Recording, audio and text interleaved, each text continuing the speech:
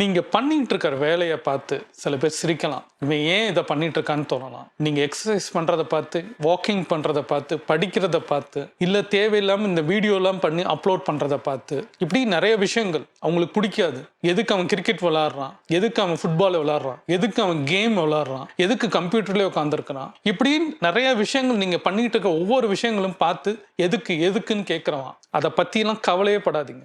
உங்க திறமை என்னவோ அதை நீங்க நோக்கி போயிட்டு இருக்கீங்கன்னு மாத்திரம் புரிஞ்சுக்கோங்க. இப்ப எனக்கு தெரியும் என் திறமை என்ன, நான் என்ன பண்ணிட்டு இருக்கேன், எந்த இலக்க போயிட்டு இருக்கேன்னு எனக்கு தெரியும். அவன் சுத்தி இருக்கிற யாரையும் பார்த்து யோசிக்காதீங்க, யாருக்கிட்டையும் பதில் சொல்லாதீங்க. ஒரே பதில் சைலண்ட்ல இருக்காங்க. Silent is power. நீங்க ஜெயிக்கும் போது உங்க பின்னாடி வருவாங்க. அப்ப சொல்லுவாங்க எனக்கு அன்னைக்கே தெரியும். ஆனா இன்னைக்கு என்ன சொல்லுவாங்க, எனக்கு இவன் என்ன பண்ணிட்டு இருக்கிறான் அப்படின்னு சொல்லலாம். உங்க வேலை அதுல உங்களுக்கு நம்பிக்கை இருக்கு, நீங்க பண்றது கரெக்ட் அப்படின்னு உங்களுக்கு தோணுச்சுன்னா பண்ணிக்கிட்டே இருங்க. யாரோட அப்ரிசியேஷனையும் பார்க்காதீங்க. யாரு சொல்ற அசிங்கமான வார்த்தைன்னு எதிர்பார்க்காதீங்க. எதையும் அவங்க சொல்றத வருத்தப்படாதீங்க. உங்களோட வேலை இன்னைக்கு இந்த வேலை இப்ப இந்த நேரத்துல பண்ணணும். உங்க கோல் சம்பந்தமான எந்த விஷயமா இருந்தாலும் இப்ப பண்ணிக்கிட்டே இருங்க.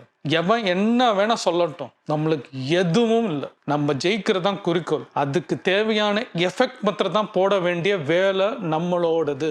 உங்களுக்கா தான். நான் அதை தான் பண்ணிக்கிட்டு இருக்கிறேன். நீங்க பண்ணுங்க, டெய்லி பண்ணுங்க, போர் அடிச்சாலும் பண்ணுங்க. ஜெயிக்கிறது ஒரு நாள் உறுதி. ட்ரை பண்ணுங்க. யார் யாரெல்லாம் எஃபெக்ட் போட்டுட்டு இருக்காங்களோ அந்த நண்பர்களுக்கு இந்த வீடியோ ஷேர் பண்ணுங்க.